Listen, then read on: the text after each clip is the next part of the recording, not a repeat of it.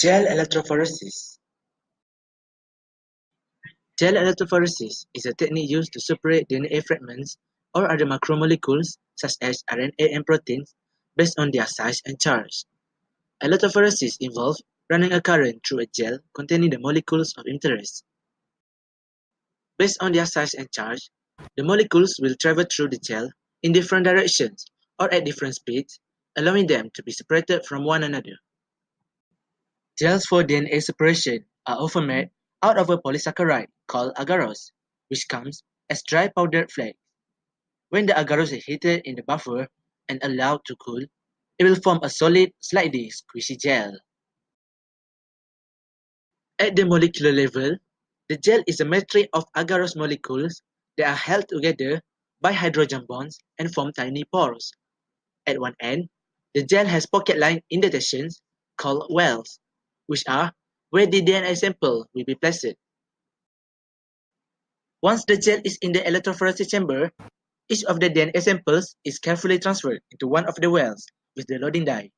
One well is reserved for a DNA ladder, a standard reference that contains DNA fragments of known length.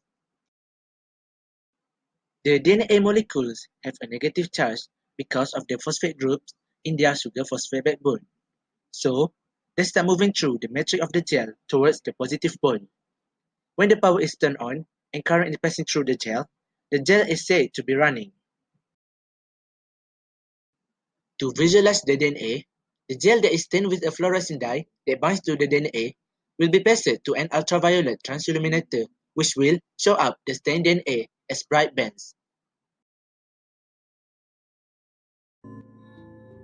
Once DNA has been extracted from a sample and a section bearing useful code such as a VNTR or STR is isolated, the next step in DNA fingerprinting is to measure each strand and count the number of repeated sections. To do this, scientists use a technique called gel electrophoresis, which uses an electric current to push strands of DNA through a slab of gel-like material.